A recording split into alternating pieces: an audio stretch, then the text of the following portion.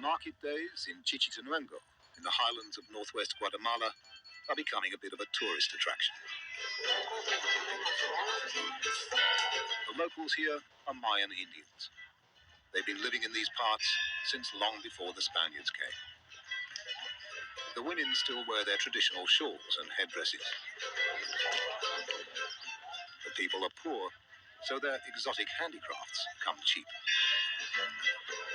You do see armed soldiers here and there, but after 36 years of guerrilla insurgency, the country is now at peace.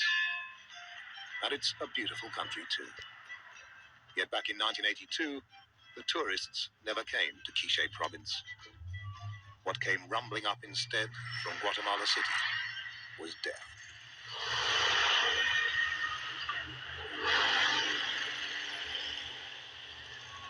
On behalf of the rich oligarchy and backed by the fiercest army in the region, the Indians are being massacred. They're being cut to pieces as if the army has come to see them as animals.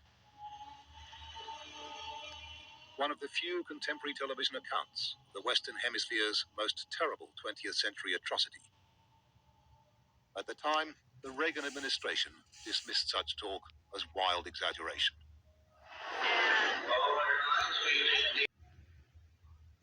You can't explain away Latin history and Latin culture and say that everything that happens in Latin America is America's doing. There is such a thing as Guatemala.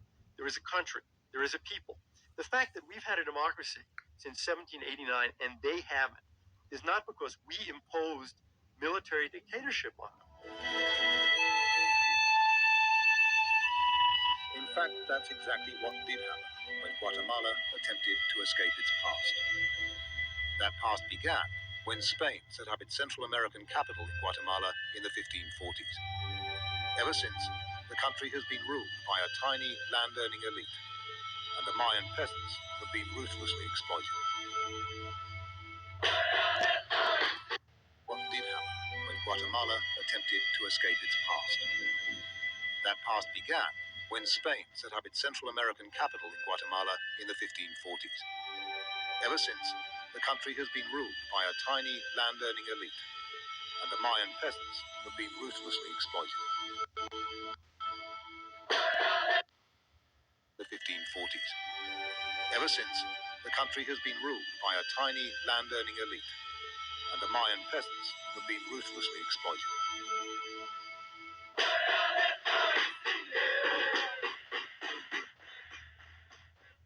Though civilian presidents have sometimes come and always gone, Guatemala was effectively ruled by the most ruthless and efficient army in Latin America.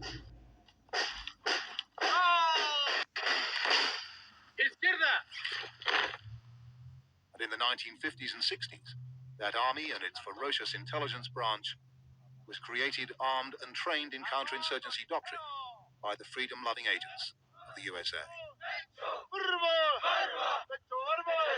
The United States created the killing machine that went on to murder and torture hundreds of thousands of people. And perhaps most importantly, the United States poured millions of dollars, tens of millions of dollars into training. They trained the Guatemala military how to raid houses. They trained them in surveillance. They trained them in interrogation techniques.